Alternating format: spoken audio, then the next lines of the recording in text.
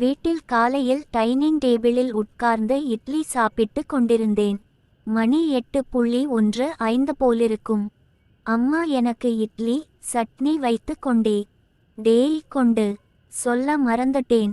இன்னைக்கு காலையில நம்ம ராஜி ஃபோன் பண்ணா. உன்னைத்தான் கேட்டா. உன்னை முடிஞ்சா இன்னைக்கு காலையில அவ வீட்டு பக்கம் வரச் சொன்னா. உன்கிட்ட ஏதோ டிஸ்கஸ் பண்ணணுமாம். ஆர்ஜென்ட்னு சொன்னா. எனக்கு என்றிருந்தது. இட்லி தொண்டைக்குள் இறங்கவில்லை. மூளை எதையோ விவகாரமாக யோசிக்க ஆரம்பித்து விட்டது. ரஞ்சனி, என் மேட்டர் ராஜி ஆண்டிக்கு தெரிஞ்சு போச்சா? நான் போன வாரம் நாமக்கல் போய் ரஞ்சனியை பார்த்தது. அங்கே அவளோடு வீட்டில் ஏதாவது தெரிஞ்சிருக்குமா? என்னால் நிம்மதியாக உட்காரவோ சாப்பிடவோ முடியவில்லை. அம்மா என்று கத்தி. அவங்க எதுக்கு ஃபோன் பண்ணாங்களாம்? ஏதாவது சொன்னாங்களா? ஏண்டா இப்ப அதுக்கு இப்படி கத்துற? அதெல்லாம் அவளும் சொல்லலை, நானும் கேட்டுக்கலை. நீ இப்ப சாப்பிட்டுட்டு அவ வீட்டுல போய் ராஜியை பாரு என்று அம்மா உள்ளே போனாள். இனி அம்மாவை கிண்டினால் ஏதாவது அவளுக்கு டவுட் வரும். நேத்து தான் ரஞ்சனி நாமக்கல் இருந்து சென்னை திரும்பினாள். வந்து சேரும் வரை எனக்கு எம்எஸ்ஜிஎஸ் அனுப்பிண்டே இருந்தாள். ஒருவேளை இங்கே யாராவது அவள் எனக்கு அனுப்பிய எம்எஸ்ஜி பார்த்திருப்பாளோ? அதுதான் நடந்திருக்கும். இல்லையே, ரஞ்சனியே என்னிடம் சொல்லியிருக்காளே, கொன்வர்சேஷன் முடிந்ததும் எல்லாவற்றையும் டெலீட் பண்ணிடுவேன்னு. அதேபோல் என்னையும் டெலீட் பண்ண சொல்லியிருந்தாள்.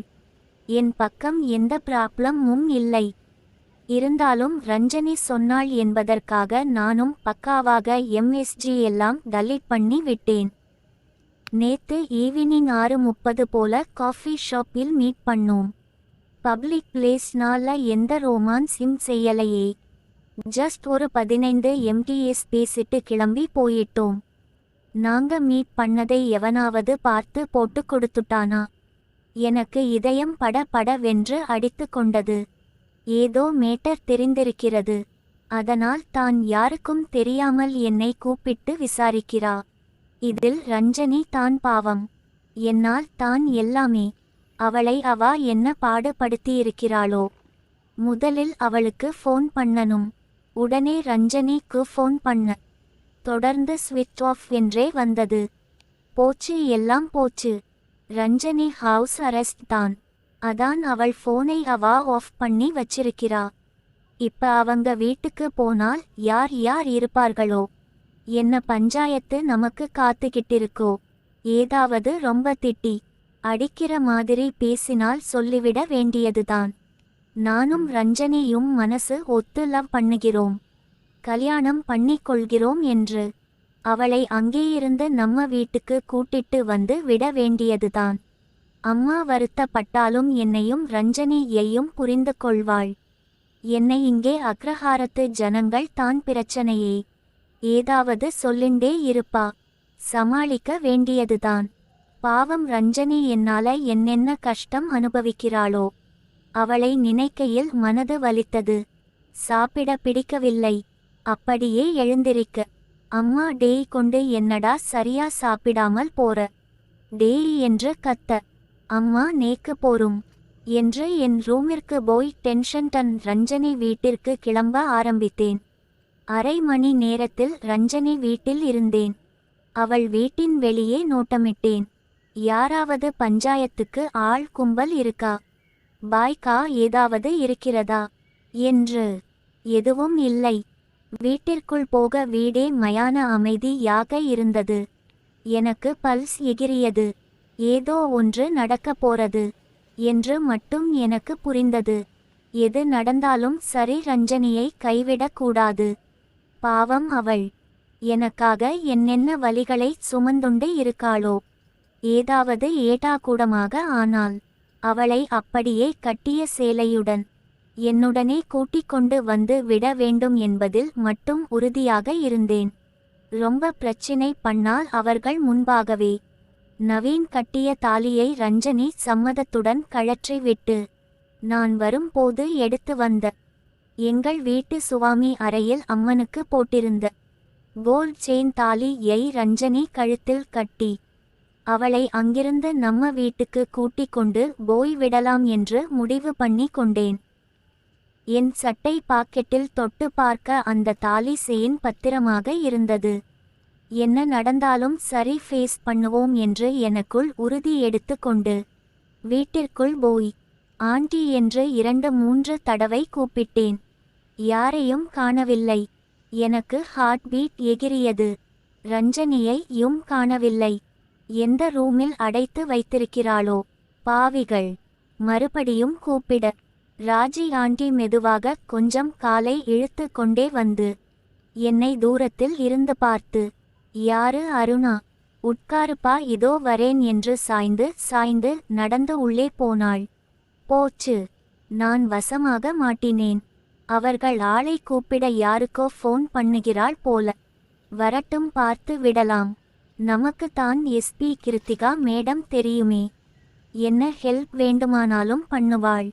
கொஞ்ச நேரத்தில் ராஜி ஆண்டி வந்து என் பக்கத்தில் சேரை போட்டு மெதுவாக உட்கார்ந்து, அருண் அது வந்து எல்லாம் நம்ம ரஞ்சனி மேட்டர் தான் என்றதும் எனக்கு உடம்பெல்லாம் சில்லிட்டு போனது.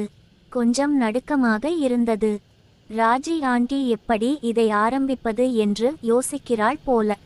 நாமளே முதலில் இந்த மேட்டரை ஆரம்பித்து, எனக்கு ரஞ்சனியை பிடிச்சிருக்கு, நாங்கள் 2 பேரும் கல்யாணம் பண்ணிக்க ஆசை படறோம் என்று சொல்லிவிட்டால் பிரச்சினை சுமூகமாக முடிந்துவிடும். இருந்தாலும் ராஜி ஆண்டி மனசில் என்ன இருக்கிறது என்று தெரிந்து கொள்வோம் என்று. சொல்லுங்க ஆண்டி, உங்க மனசில என்ன இருக்குன்னு. அப்புறமா நான் என் முடிவை சொல்றேன். என் மனசில என்னத்தை இருக்கு எல்லாம் ரஞ்சனி தான் டிசைட் பண்ணணும்.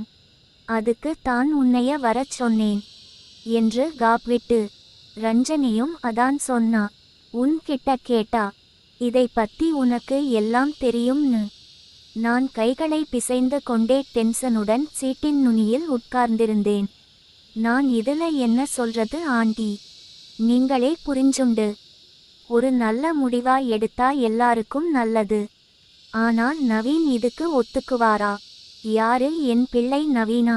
முதல்ல ரஞ்சனி என்ன ஏதுன்னு முடிவு பண்ணட்டும். அப்புறமா நவீன் கிட்ட சொல்லிக்கலாம். ரஞ்சனியும் எனக்கு பொண்ணு மாதிரி தான். அவ ஆசைப்பட்டு கேட்டா நிறைவேற்ற வேண்டியதுதான். அதுக்கு தான் உன்னைய வரச் சொன்னேன். 2 பேரும் பேசி என்ன ஏதுன்னு முடிவு பண்ணுங்க. எனக்கு ஆச்சரியமாக இருந்தது. இவ்வளவு பெரிய சென்சிட்டிவ் மாட்டையை இவங்க இவ்வளவு சிம்பிள் ஹேண்டல் பண்றாங்களே. பெரியவா தான். ஆண்டி வீட்டின் உள்ளே பார்த்து, என்னை இந்த ரஞ்சனியை காணோம். இது விஷயமா பேசுறதுக்கு நீ வந்திருக்கன்னு சொன்னேன். நான் வேற அவசரமா வெளியே போகணும். ஓட்டோ வேற வந்துடும் என்று தனக்கு தானே சொல்லிக் கொண்டிருக்க எனக்கு பயங்கர கன்ஃபியூஷன் த்ரில்லங். இவ்வளவு நடந்திருக்கு. நேத்து கூட ரஞ்சனியை பார்த்து பேசினேன். ஒண்ணுமே சொல்லலை. ஏதாவது சர்ப்ரைஸ் இருக்கணும்னு பிளான் பண்ணாளா? கமுக்கமா இருந்து என்னென்ன வேலை பண்ணியிருக்கா? ரஞ்சனி கூட எனக்கு கல்யாணம் நினைக்கும் போதே எனக்கு உள்ளுக்குள் சந்தோஷமாக இருந்தாலும் அம்மா அக்ரஹாரம், என் ரிலேட்டிவ்ஸ் இவர்களை நினைத்து கொஞ்சம் திகிலாக இருந்தது. பார்த்துக்கலாம், எல்லாம் சமாளிச்சிடலாம். ஏன் ஆண்டி ரஞ்சனி இதுக்கு ஒத்துக்கிட்டாங்களா? அவ தானேப்பா என்கிட்ட சொன்னது. ஆனால் என்ன ஏதுன்னு முடிவாகலை. ஏதோ ரஞ்சனி ஆசை படறா. அது என்னமோ சொன்னா. எனக்கு வாயில வரமாட்டேங்குது. இரு அவளே வரட்டும் என்று திரும்பி பார்த்து, இதோ ரஞ்சனி வந்துட்டாள் என்றதும் நான் நிமிர்ந்து வீட்டின் உள்ளே பார்க்க அப்போதுதான் தலை குளித்துவிட்டு அழகான லைட் பிரவுன் சேலை, அதற்கு மேட்சாக டார்க் பிரவுன் ஜாக்கெட் அணிந்து தலையில் ஈரத்துண்டை கட்டிக்கொண்டு ரஞ்சனி வர எனக்கு பேச்சு மூச்சில்லை. அழகாக மழையில் நனைந்த ரோஜா பூ போல இருந்தாள். அவ்வளவு அழகாக என் மனதை கவர்ந்தாள். நான் ஒருவித பரபரப்பில் அவளை பார்த்து சிரித்தேன்.